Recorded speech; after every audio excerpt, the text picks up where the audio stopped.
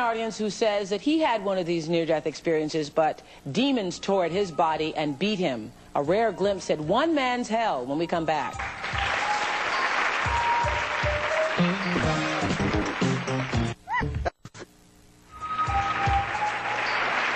So, you were a college professor and an atheist when you had your near-death experience. Right. So you always have believed, up until this experience, that you die, that's it. I was absolutely certain of it, and because I was a person who was prideful of my intellectual capabilities, all my friends in the university believed it too. Yes. And so, what did you have, an accident? I had a perforation of the duodenum, and that went untreated, and I was in Europe. And when this experience began to happen, I didn't believe it was possible that you could be outside your body, and I was in a rage because what I knew couldn't happen was happening to me, and it was the most, as Carol had already said, the most vividly real thing that ever happened to me. And I was, because I had no faith or hope or goodness deep down in the core of my heart, I was led off by a group of strangers who took me on a long journey in a foggy area that got increasingly dark, and then in time, when I was certain that I didn't want to be with these people anymore because they were very scary, they started to rip and tear me apart, and their joy and their pleasure was my pain, and that went on for a great deal of time until ultimately, through prayer, which I found very late in my life, but thank God I did, I drove those demons away. My prayers drove them away, and then I had an experience. Your prayers during that experience, you started to pray? Right. When all else failed? When everything else had failed. Yeah. Right. And so the prayer got rid of them?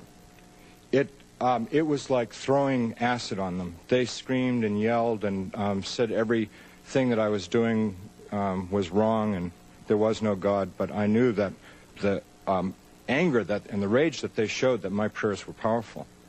But you didn't believe before this happened. You didn't believe in God, so why would you call on God if you didn't believe in God? Because a voice from inside of me said 3 times to me to pray to God. And the first time I said, I don't believe in God. And the second time it said, pray to God. I said, well, what have I got to lose? And the third time I said, I'll give it a try. Okay.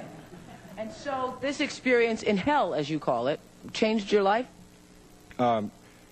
To quote my wife said that the man that she married and had been living with for 20 years died that day, and the person who came back to her was a complete stranger. A better stranger? I'd like to think so.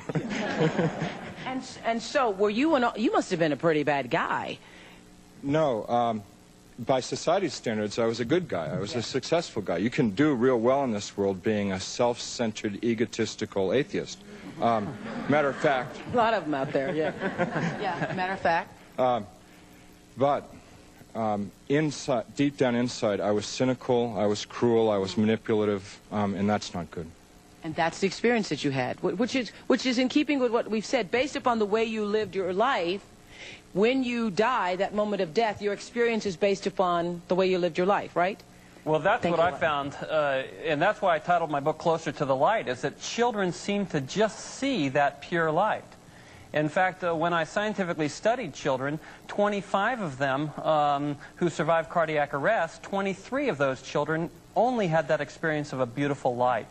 And none of them had hellish kinds of experiences. We will be right back.